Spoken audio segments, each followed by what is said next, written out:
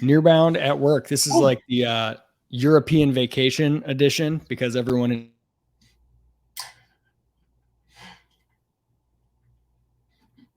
Did we just freeze with Isaac? I have to go into the chat here and see if that's just on my side. So Isaac just So froze. if you were here last week, if you weren't, the recording will there we go. We're back, Isaac. So I'm just hopping into the chat here that we're live, and I'm holding down the fort while Isaac's internet gets reconnected. There you are. You're back now, I think. And then he just froze again. But anyhow, I'll play MC and get this party started. So we've had a blast unpacking the Nearbound Sales Blueprint recently, and it's generated tons and tons of conversations where actually I just got off with Leslie Vance. She's got tens of thousands of followers on LinkedIn, and we were talking about this exact same topic where, hey, Intel, influence, intros, these things seem to be sticking. She'd seen it online, and she writes cold outbound emails professionally for like big SDR organizations. So you'd think she'd be an enemy. And Isaac, I see you're back now. So you'd think like Leslie would be someone that's like anti what we're talking about. And in fact, on my Zoom Info post, she talked some trash, was like, I'm buying Zoom Info stock, like outbound for the win. You know, we have a conversation. I say, look, Leslie, this is just about writing emails to other people and making it very, very easy. I'm on the laptop. Now Jared has to get cut out. We promise we will get this dialed in.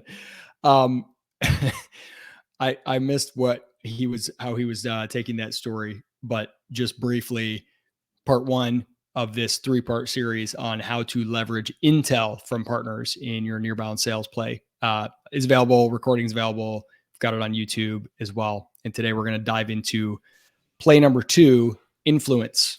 So it looks like Jared's coming back. All right. Between us, between us, we'll make one host. I don't know what the heck happened with AirMate today. Like my mic just switched mid swing. But what I was saying is these are all templates, right? So we talked about Intel last time and how to write these kind of plays and run them. And then I was talking to Leslie about like an influence play. And I'm like, look, this is where reps have the hardest time, is advancing a conversation, like getting that initial meeting booked. I was like, no matter what you or I want to disagree with, getting that initial meeting book, we could talk about like the Justin Michael method. And like Luke on our team is a big Justin Michaels fan. And really that entire strategy is based on things like, you know, sending an email where it's like, hey, from Reveal, name ring a bell. You know, it's like eliciting a response. But an influence play is actually more sophisticated. And I brought up some examples, which we can kind of talk about today, right? We're in the second part of the 3-part series of how I've written influence emails and how I've gotten so good at spending my time writing emails for other people. That's really the thesis for the influence play, making it easy for other people to influence the things that you're working on. So maybe that we can use that as a testing. Yeah. Let me ask you a question, Jared, first, because so I have, I've thought of these 3 plays: Intel, intros, and influence in that order, because in my mind, and I want to hear your take on this. Intel is the easiest one. You're just asking someone if they'll share some intel. They don't have to put their reputation on the line. Intro to me is like the next easiest one, because if I'm like, hey, are you willing to give me an intro to this person? You might be willing to give me an intro, but you don't want to necessarily vouch for me or try to like pressure them or be like, hey, you should really buy this thing. But like, hey, maybe it's worth talking. That seems easier. Maybe it's worth talking to this person than if you say, would you be willing to help influence their decision? That seems like a bigger ask to me, but you had them in the reverse order. So I'm curious why you feel like the intro ask is actually a bigger ask than the influence ask. Well, the intro ask implies some sort of recommendation. Okay. And whenever you say it doesn't imply a recommendation, let's be perfectly honest. We are way too busy right now to make intros for people on things that we don't care about. Yep. Like, so if you do not have the right, if you've not earned the right to ask for an intro, don't ask for one. You know, so what have you done to earn the right to ask for an intro? It's just a more mature relationship. That's all. Yeah. And I think that's the case, right? Like, hey, I don't know, like intro needs 2 things. One is we know it's going to help the other person. Or the other one is we know the person that is offering that assistance or help or product or service is one of, rapport. Like we have some personal, connection to them. And if they were to, let's say, screw up this connection that meant something to me, right? We're close enough to where I would have some, due process, right? Some like justice to be like, hey, yo, man, what the heck happened whenever I introed you to that person? What did you do? They were very, very upset. So I think those things have to be true, which means like for an influence play, I think what you framed with influence was what I would say is it's a yes and. Yes, I could be using the influence play to influence their decision to make a purchase, to be like, hey, you have to buy this, you should buy this. But you could also use influence to get someone to show up to a meeting. Yeah. Right. Yeah. You can use influence to get someone to take the next step. You could get influence in so many different ways. There's many different ways to ask for influence, not just to like, hey, buy the thing. Yeah, that's a great point. There's it's maybe the hardest one to like measure and quantify and systematize, but it's probably the most important. So I just to draw attention to in the blueprint, which you can get at nearbound.com. You can go grab that PDF ungated if you want. There's a button at the bottom. It just says take me to the blueprint. In the influence section, it opens up with Jay McBain sharing this research that he's done at Canalys, that the buyer's journey, typical buyer's journey in B2B, has like 28 distinct sort of moments as they're kind of, going through the process, formulating, making their decision, et cetera. And the average company, the average vendor is a part of like 4 of those 28 moments. So those are, some of those moments might be doing a demo call, right? Like doing something with your company directly, but 24 of the 28 do not involve you. So when you think about that, your buyer is on this journey with these kind of distinct moments, however you want to dice that up. And the vast majority of those moments in their decision-making process, in their buying cycle, do not directly involve you. So then the question is, what do they involve? Who are they being influenced by? And then you kind of like, okay, let me start to map that out and get a sense for that. And then who of those influences do I already have a relationship with?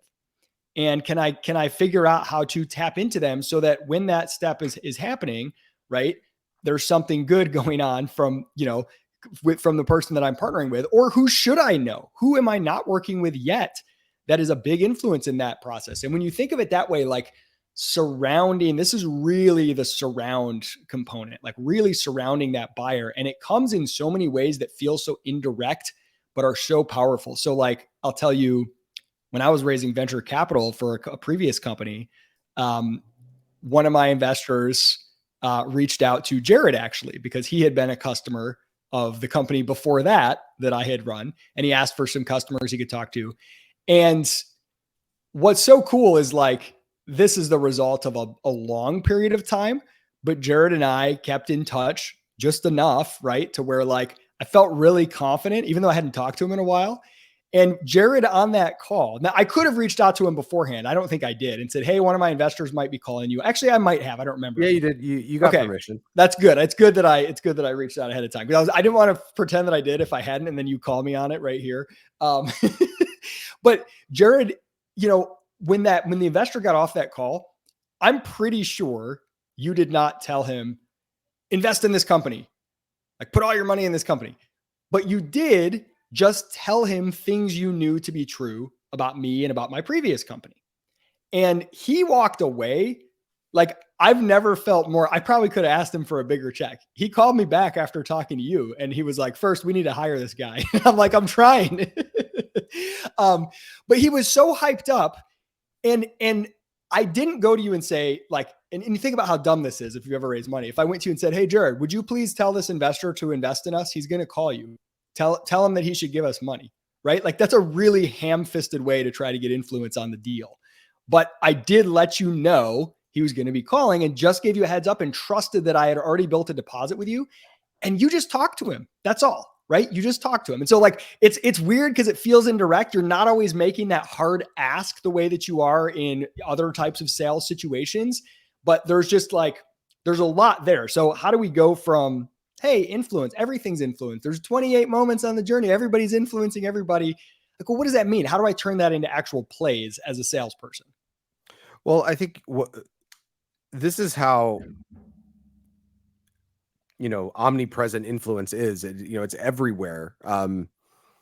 Is what you just referenced, Isaac, is a customer reference call, right? So this is an account that you're selling to, and sophisticated buyers, and specifically, I would say even procurement teams will request those things, right? Because they're trying to be unbiased and they're trying to go to a third party. Like any real, like legitimate enterprise processes, you're going to have some sort of customer references, right? And some sort of, let's say, case study or business, impact analysis. In fact, there's an entire field dedicated to this. And someone that's a friend of the show, Brent Adamson, that's what he does at ecosystems.us. What is Brent Adamson, the guy that wrote the Challenger sale? What does he do? He does value consulting. So what is the actual value of this purchase to the organization, right? Like, and what goes into those value analyses? Other people, third party, right? Like it's this evaluation that needs to happen. So that's all that it was a customer reference check. And then did I or did I not influence that decision? Of course I did, right? So the point is that customers have and continue to come to us, the sellers, with what? Requests for influence. The Nearbound Sales Blueprint and the influence play of the 3 I's is about inverting that dynamic and bringing influence to them before they ask for it. Because if they ask for a customer reference, guess what? They were already buying. That's the reality. If someone asks you for a customer reference, they're pretty much already buying. It's a checkbox to make sure that you're not full of it, right? It's just like a reference check in an interview process, right? It's like, any self-provided of course the cards are stacked. So just invert that process and bring that influence where it's your responsibility. Yep. That's a great way to think of it. Like, what are the things that they're going to ask for eventually? Can I front load those? Can I get out in front of those before they even ask? So by the time it gets there, it's a formality, right? So like, thinking ahead of those things. So you've got that customer and you're like, or a partner, right? And you're like, hey, I'm talking with this account, instead of they're going to be there. Can they contact you for a reference check? Would you be willing to send them a little message ahead of time? Right. That's simple. How do you pause though? Go ahead. Right. Would you be willing to send them a message ahead of time? I think that's where most people screw up the influence play too. Open-ended ask. Right. It's an open-ended ask. And it's like, would I be, you clearly don't know how to make it easy for people to help you. You have to be helpable. I don't even know if that's a word, but I want to start talking about it, because if you're not helpable, how can I help you? Like, would you be willing to? And it's like, what would I be willing to? So I have to think through, am I willing to do this? And then, okay, maybe I am. And then what am I doing? Like, you're asking me for a lot of work. You're asking me really for a solid favor. Like, that's an Isaac Morehouse text message to me where Isaac goes, hey man, I really need you to do me a solid. Would you be willing to go do this work for me? I'm like, okay, business partner. Sure. I'll do that for Isaac. I'm not doing that for like anyone else. Like ever. I'm not. We're all too busy. But and I've had this happen, a couple of times since I've published it. People reaching out to me for influence. And I think I'm 50-50 on responding to them, Isaac. Like kind of my rough, unquantitative tracker in my head, just thinking through some of them. But the ones that I did send are ones where they pre-drafted them for me. Yep. So here's a cool little sort of indirect influence play that I have found a lot of success with over the years. When you go for the intel play, you reach out to someone and say, hey, I'm talking to this person. Can I get some intel? And we talked about that in depth last time. You get the intel, and then instead of asking them to influence, you basically set up a scenario. Like if that conversation is good and you have a good conversation with them and you feel like you left them with a good feeling about you because maybe you were helpful to them as well, ideally, hey, let me help you with this other account. Then you kind of queue it up so that the account you're talking to will actually reach out to them and ask them, and they'll be able to. So here's what I mean. So you have the intel conversation, you get some intel, then you go back and you talk to your account. And then you mention them. You don't say that they endorsed you or anything like that. You don't say, oh, this person loves us, you should talk to them. You just say the opposite. I was talking to so-and-so and they had amazing things to say about you. They were a huge fan. What that tells the account, oh, you were talking to so-and-so. Let me reach out and ask them, right? So they might reach out on their own and say, hey, Isaac said he was talking to you. What do you think of that guy? What do you think of their product? Right? So it's almost like you're setting it up. Right. I've definitely done that many times where it doesn't require me to say, will you influence this person? Instead, I'll just tell them I was talking to you, and I won't say anything like about me. I won't say they endorsed me, but I'll just say they had great things to say about you. And that's almost like a cue to them. Oh, I should reach out to that person. Maybe it's like too many levels of inception, but I'm telling you, it's really effective. No, I actually really like it. And I think that's not a replacement for the play. It's a permutation and a variation that can be used multiple times. Like old world BD versus new world BD. Old world BD is just like the name dropping martini lunch, rolling in the right circles in the right streets of the financial district in San Francisco, right? It's like, hey, are we doing Napa this weekend? Like, disgusting, like that kind of BD where you like name drop all of these connections and people and blah, blah, blah.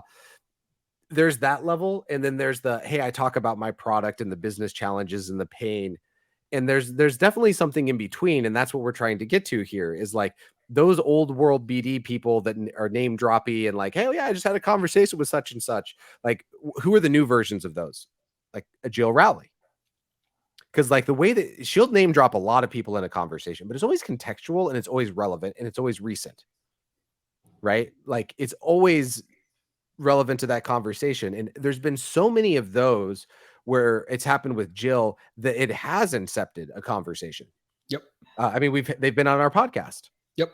Right. Aaron McGarry, right. AMG, right. Like that's a great one where, or we just had Ryder, Sam from Ryder just on, this week as well. Right. These were kind of incepted from that kind of conversation. Like, hey, heard about this thing, heard great things. I think people should recognize that it can go as far as like, hey, writing a, email, but for more lightweight touch things. Absolutely. I think that's a great play as well. Yeah. It's almost like if you recognize that your buyer is surrounded, having conversations with as many people as you can that are around that buyer increases the likelihood that they're going to hear about you, right? That like, you've had that experience, Jared. I know you have, where someone will call you and they'll be like, hey, your ears must be burning because I keep running into people who are talking about you, right? And you can kind of like get that going by being out and about in the market and talking to others. So it's like this more indirect, one step removed from the direct ask for influence, but it's like, let me go out and talk with all of these other people that I know are surrounding this buyer, surrounding this account, not going to necessarily ask them to go, shill for me, just tapping them for intel, catching up, talking, whatever. Like, man, it will start to create this effect. You just unlocked like a very important thing that's a part of all of this. If I think about the Marketo partnership in particular, Isaac, that I was building at Drift, and then my ability and inability to partner with the executive team, right? So like I'm trying to influence, some C-suite people in a multi-billion-dollar company that I know is getting acquired by Adobe any second, like this is a very, Vista owned, big money, like these C-suite people, I have very little direct influence over. And so what did I do is one of my favorite plays of all time was I was keeping the executives in the loop and I was making no asks. So like once a month I'd shoot an email and I'd say, hey, here's just what happened. I thought you wanted to know about A, B, and C. Have a great week. That's it. No ask for a response or anything. But in the meantime, what was I doing? I was everywhere on every single CSM, every single solutions consultant, building the groundswell to where I remember vividly, and this is why I was like, man, what a good point, is that my first conversation that I had with Amit, who reported directly to Shantanu at Adobe, I remember him vividly telling me, I can't go anywhere in Marketo without hearing about Drift. That's it. Right. That's and that, so like he was already, we'd never met. Yep. But everyone around him that he trusts and works with to make him money in this acquisition they just spent $4 billion on, right? They're talking about us. Yep. And like that groundswell is really makes all the difference in the world. Yeah, I mean, you know, like I knew I had to influence to get that. I needed to make money in the near term, but then I also anchored that to whatever. And here's the weird part: if I hadn't emailed them for like 6, 7, 8, 9 months, whatever it was definitely more than 5, 6, maybe as much as 9 every month. Would have he heard Drift as much? It's both, right? So it's not like, hey, I need to go work the front line and just grind and try and source deals. Yes. That doesn't work. And I don't need to just like try and get top down. It's that little bit of both. It's because I was in his ear. He was listening. Yep. For Drift as well. Man, that's such a great point, that this is not about stopping your outbound activities. This is not about stopping your consistency with follow-ups and not doing the normal stuff, because it's easy to be like, oh, well, this sounds like more fun. I'll just go like hang out and live in the market and be friends with everyone, and then deals will happen.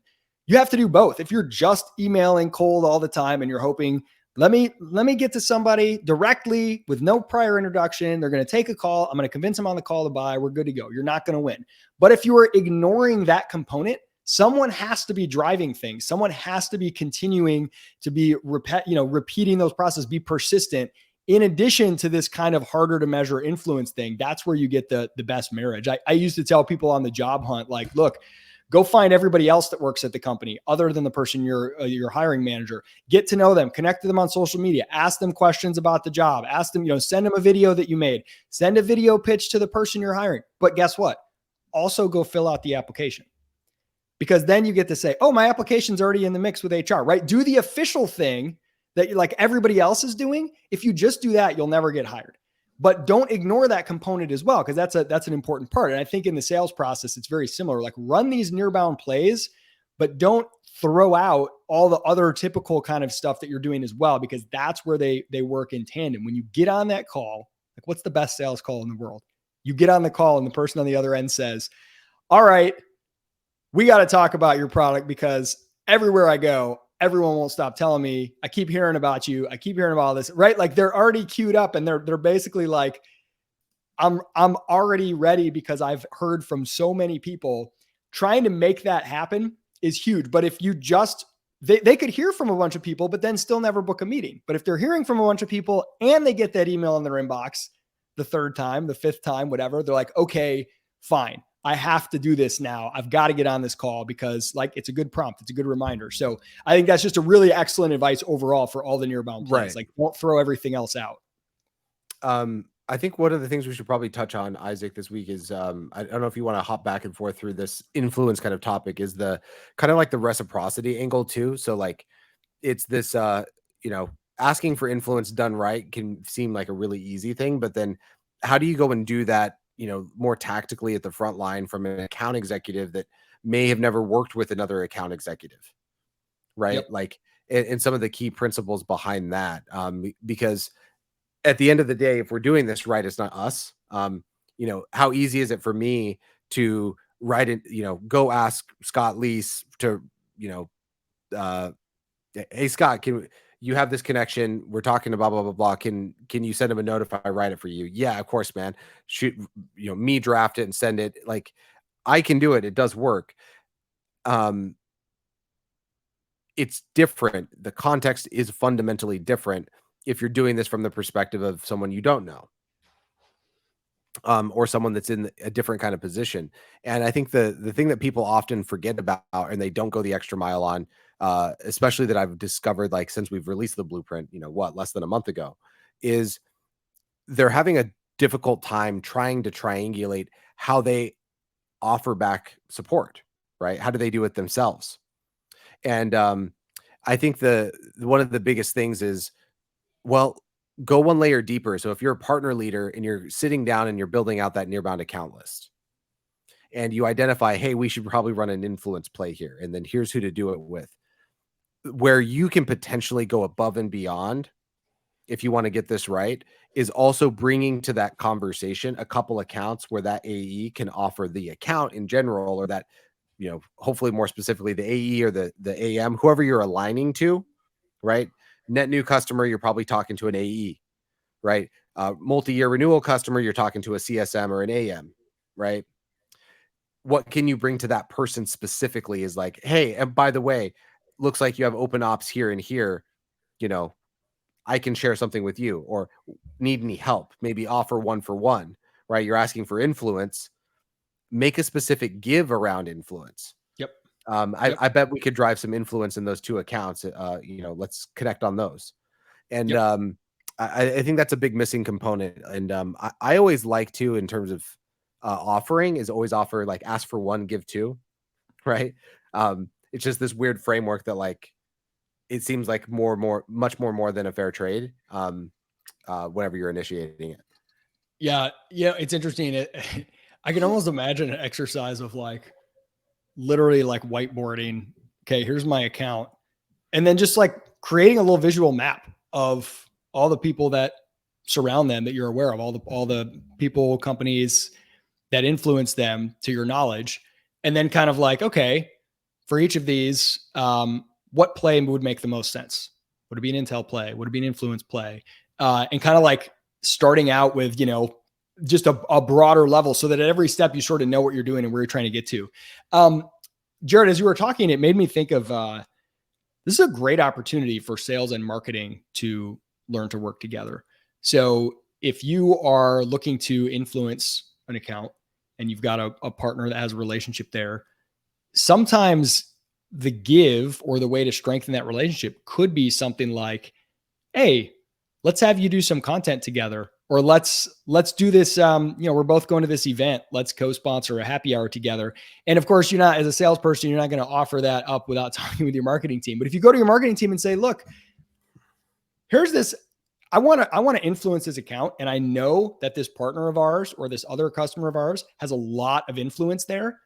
I want to help and like get tighter with them.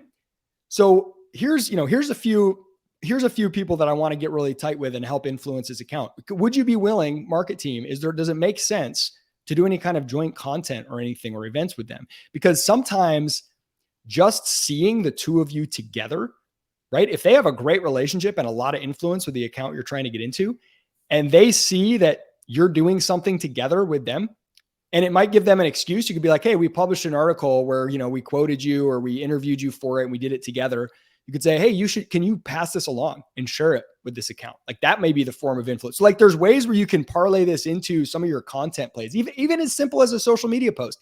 Can we do a social media post this week where we highlight this partner of ours, tag them, talk about something, our joint value prop in some way?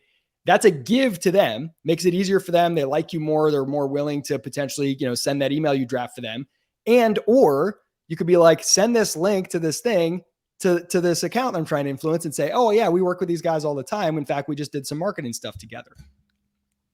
I think, Cialdini, influenced the book, right? Like marketing teams should really appreciate plays like this because it is the best form of marketing. Go to any marketer on the planet and ask them, what is the most quality source of pipeline? What is the answer always going to be? It's one answer. There's only one answer. Yeah. What is it? Referrals. And that's not pre-planned. Like any person I ask that to will say referrals, right? So it obviously like, hey, how do you operationalize referrals? That's not what we're talking about. Like that there are programs, referral programs. Lots of people out there, have referral programs. But the point is this: the reason why a referral works is that it's coming from someone that has influence over that potential buyer. A referral is not a purchase. A referral is a lead, right? They were influenced enough to take action at the recommendation of someone else to sign up or make that conversion, right? So if you're going to go do influence in the market, it has the same components as that kind of referral, just at the marketing level, right? So I think marketers should understand that really well, that like, hey, we are trying to move, these accounts forward or this account forward. or move with this partnership, we're asking something from them. If it's a big sales ask, right? If it's moving some segment or some, massive logo in the other direction, they just know, well, what you're basically asking me to do is to like kind of make the referral play on my side, make them look good. And like, hey, everybody go check out this partner. So the thing that you're doing over there, they feel like they should do it too. Yeah, Yep. That's called reciprocity. It's in the same book by Cialdini called Influence, which is, it's like, this is the best marketing book of all time, 1 or 2. Marketers should get that. They really should. And I think, this is probably where it goes back to Sunir, Isaac. He's always been like, hey, partnerships and marketing should have more in common. I really feel that way too, especially what we're talking about. These are fundamental principles of how humans act. Yeah. Yeah. So let's bring it home here with day in the life. It's kind of how we ended last one. You're an AE and you're working an account and you have a couple partners that have a relationship there. You want to put some influence on that. What are you doing? How are you kind of like just process wise? You're looking at your accounts list. How are you figuring out who should I tap for influence? And then what am I sending them? What does that email draft look like?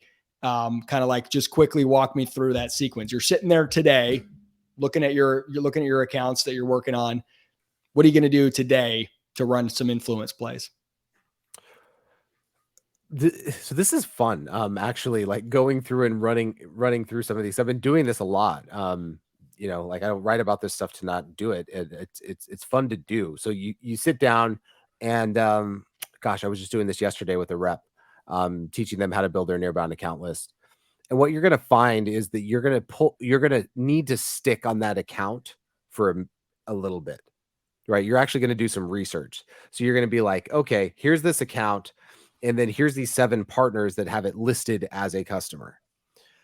What you're going to do is you're probably going to start doing some tab kung fu, right? So you're going to like go to that account and then that partner and then go to their LinkedIn. You're probably going to look at the card, what contacts or roles, but you're probably going to go to their LinkedIn. You're going to drill down into some connections. You're going to start to play investigator. That meme actually of the crazy guy. I think it's Always Sunny in Philadelphia. And he's pointing behind the wall. You're going to go do that for a little bit. You're going to go connect some strings and like kind of build it like, okay, so if we do this and this, and it should feel that way, kind of geeking out, because you just have some sort of like structure in place over time where there might be some time limit where it's like, hey, we're trying to like connect some dots that shouldn't be connected here versus like, that's it. Duh, no brainer. Right. So you're trying to just eliminate the number of times you have to go through that from, let's say, clicking into, let's say, their card and being like, oh, this is the partner manager. Here's the contacts at that partner that they have with the end customer that we don't have. Right. Okay, perfect. That's who we need to get to. LinkedIn page. That's, we need to see what contacts we have. Oh, perfect. Now I know exactly, who, right, inside the partner and who inside the account I can draft an influence play to. Now I need to sit down and go, okay, what influence play am I going to run? Okay, have we talked to that person before? So there's some context. And I think the goal should be to leave each one with the bullet points of exactly what you need to know to write that influence email, which is, I think we could break down a little bit. But I'll pause there. Like that process of like account by account, partner by partner, research, open up 5 tabs, close 5 tabs is what needs to happen. And actually, I'll share with you an insight that I just had by doing this yesterday. You should never do this by yourself. You should never do this by yourself. You should always do it with a rep, with a manager, a counterpart. So if you're a sales rep, you should always do it with a partner manager. If you're a partner manager, you should always do this with a sales rep. Why? It is so easy to get distracted and not do this. It's kind of fun doing it together, but it is impossibly hard to stay on track and go through 20 accounts just like this, one after one after one. It takes like an hour. For like 20 accounts is probably an hour to do this right. But here's the crazy part. The one that I just did, where we went through, I'd say about 20 accounts. I got it down to where we did it in 30, right? So we're getting better. And we walked away with 6 no-brainers. So like, that was there's 6 accounts that I guarantee we're moving to the next step, right? Like that we felt really good about. Now for 30 minutes of their time across, 100 accounts that they own, they breaking into 6. It's pretty good. It's a hell of a lot better than cold outbound. A hell of a lot better. And really high confidence too. So like these things can get better and better over time. And I should say of those 6, we didn't go deep into all 20. We went deep into those 6. Of the 20, I would say probably 10 or 15, 10 to 15 that was like, no, there's nothing here. Yep. Right. Like pretty quickly. So, so I think then that's the important part, is like sitting down and doing that as an exercise together. You have to. So now you mapped it out, you know who you're going to go to for influence, you know the play. Then it's just a matter of how do I tailor this email, right? I'm going to write them an email that's asking them to send something that I've already drafted. So there's kind of 2 emails that you're writing, and we have the template in the blueprint for the email that says, hey, I'm working on this account. Would you be willing to send the following? But then drafting that little blurb email for them. Any tips or best practices there? Because I have sometimes received things like that are like big and massive and long and too marketing-ish, and they're nothing I would ever say. And then I'm like, well, I either have to rewrite the whole thing or not send it at all. So like, any tips on making that as easy as possible? That's one of the reasons why I booked that call. It was funny. I happened to be talking to Leslie right before this one, was just like, how many people have wrote these things before? Like, we all could intuitively think that like these types of things work better, but has anyone talked about how to do it? And I was asking her, and she's like, no one's ever written about like how to do that well. So this is all like developing content. Like, actually, like I've talked to really good cold email writers, Will Aitken over at Lavender. Right. And I'm like, here's how I write email. And he's like, that's fascinating. I'm like, dude, you see more email than anyone. What do you mean that's fascinating? I think the thing to unpack here that would be more universal advice. I think this is my long way of saying we need to publish more of these templates, right? We need to go out and like highlight examples of how people are doing this and unpack it, because there is an art and there is a science.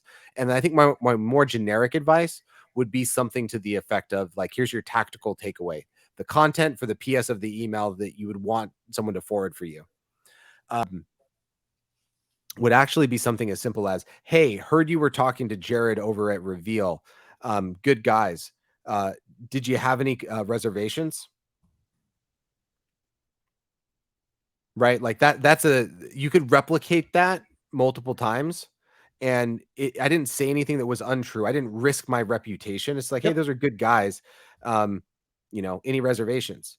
And direct question is such a great email too, giving them something super simple like that. Yeah. I would like, if somebody asked me, even if I didn't know them really well, hey, Isaac, I'm trying to talk to so-and-so. Would you mind shooting them a message? And the message was, here, I drafted it for you. And it was literally just, hey, I saw you're talking to them.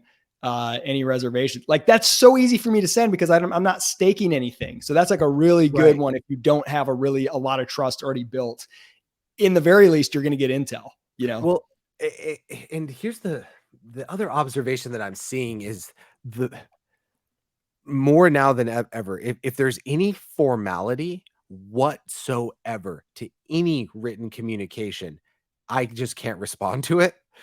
Like, as an email, like, it's impossible for me. Like, why? Because the people that get my attention are like you, my wife, like Alex, like there's people around me that, my mom, and the ones that are mostly yelling at you is what you're trying to tell me. Right.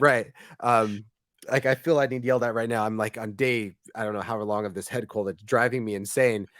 But like how everyone communicates with me in a way that gets my attention, I've noticed it's all like SMS style communication, all lowercase, direct, no filler words, no explanations. Like, for whatever reason, whenever people get my attention, they explain things in a way that's incredibly simple, kind of like that email. Like, why? Because I might text you the same thing. Hey, Isaac, heard you were talking to the guys over at Everflow.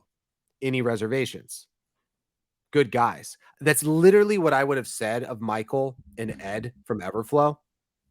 Like, that's exactly what I would have said. So that's the thing that, I'm more likely to forward. And I think most executives actually communicate that way. Like, the people that control those executives, they're communicated to that way. And they actually communicate that way. Like Elias from Drift it was shocking to me how unprofessional all of his communication was. Shocking, like the most horrific communication in the world. But it all got stuff done. It was all fast and important. There was no filler. There was no explanation. If it had explanation,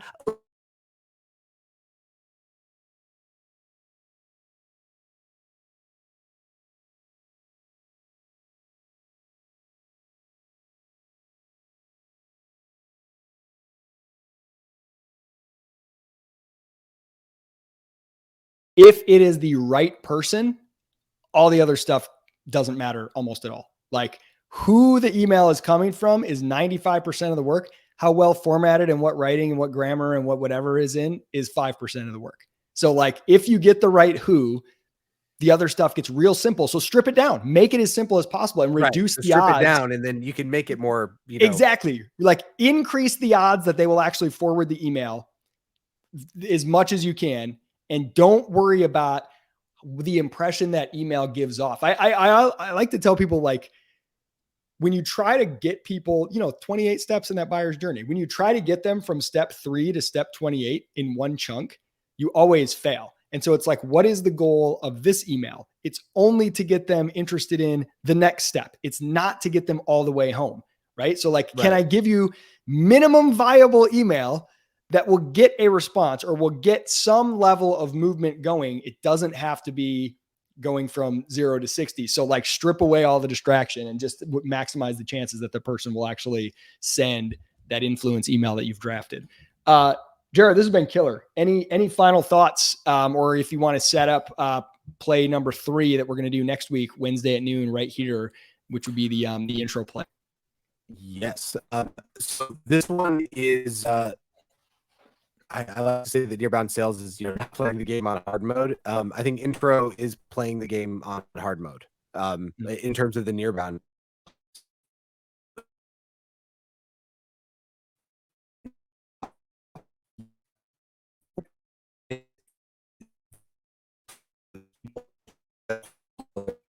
Like for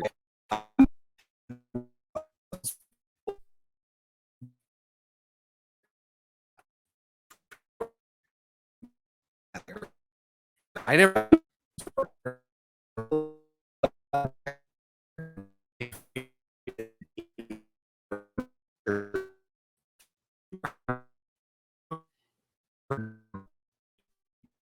there. He accurately told me, he's like, look, and I like the way that you framed it this way, because I tell my sales team the same thing, that intro is the hardest play, and it's the one that we as a company have to earn the right for the most. Like as a company, I love how he said that too, as a company, and then at the individual level, we have to earn the right to it at the most. So you obviously aren't going to go asking for intros, for instance, from a brand new partner where you have no relationship and there is no trust, right?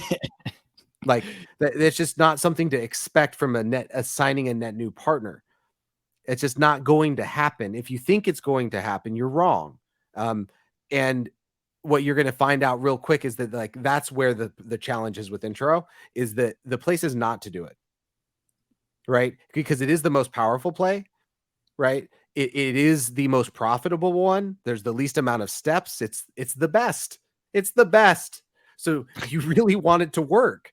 You really want it to work. And you don't want it to eliminate, though, because that's the problem. It's that it probably doesn't work 80% of the time, right? So that 20%, that you need to focus on. 80% of your accounts, I would say, or your whatever you could work on. It's only going to work. And it has a, and we can get into this more next week, but there's more downside risk. It can burn some bridges too, like done wrong. Absolutely. The asking for intel is a very low risk of causing problems. Asking for an intro has a pretty high risk of causing problems. So you gotta thread the needle. Well, that's a good little preview for next week. Perfect. Right here, Nearbound at Work, Wednesday, noon Eastern. Next week, we'll cover that third play. And then again, we'll be here every Wednesday, diving into all kinds of tips, tactics for closing more. We need to actually idea, Isaac, live. We're going to do Leslie. Let's bring her on for one of these too. Maybe at the end. She just said she agreed. So let's a fantastic guest on templates. We'll make it happen. All Good right. to see everybody. Until next time.